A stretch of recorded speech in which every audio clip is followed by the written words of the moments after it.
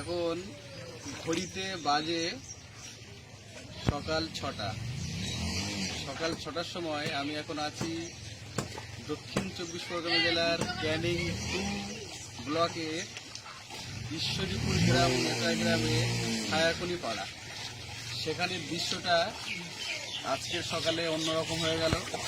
এখন আমি 1 হাঁটু পানিতে দাঁড়িয়ে আছি, 1 হাঁটু পানি।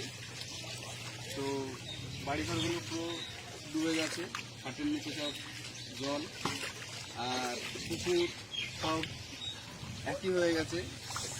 নেট দিয়ে ঘিরে রেখেছে কিন্তু পানি একই হয়ে গেছে। তো এই দৃশ্য আগে সেরকম দেখা যায়নি।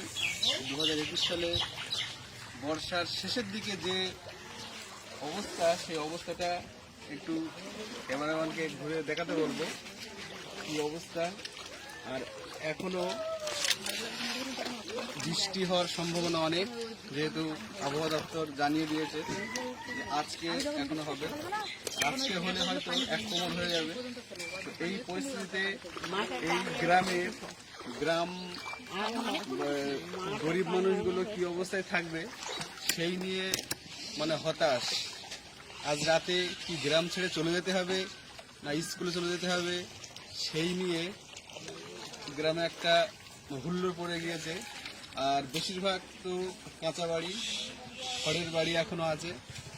তো এই নিয়ে যে পরিস্থিতি তৈরি হয়েছে এটা অবশ্যই সবার মানে আলোচনায় আসা দরকার। আর আজকে যে এই আবহাওয়া যে এখনো পরিস্থিতি খারাপ থাকবে, আর এখনো মানুষ হয়তো দুপুর হবে, বিকেল হবে, কিন্তু টেনশনে সব হবে। দেখা যাচ্ছে পুরো জলের পর জল, একদম সব ভর্তি হয়ে গেছে। এটা আমারই এলাকা, আমি এখানে থাকি, তাই আমি ভাবলাম যে একটু দেওয়া দরকার। দেখতে এই বাড়িটা আর কিছু এমনি তো মানে পড়ে যাওয়ার মতো পরিস্থিতি। এই বাড়িটা কেউ নেই, চলে গিয়েছে অন্য জায়গায়। তো এইসব কি অবস্থা হয়েছে, বাড়িতে সব জল ধরে গিয়েছে। আর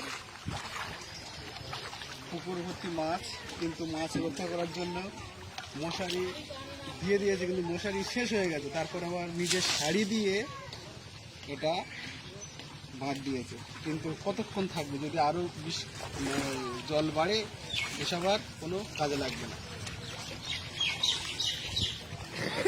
একটু ঘুরিয়ে দেখাতে বলবো সব, এগুলো আরও একটু দেখাক।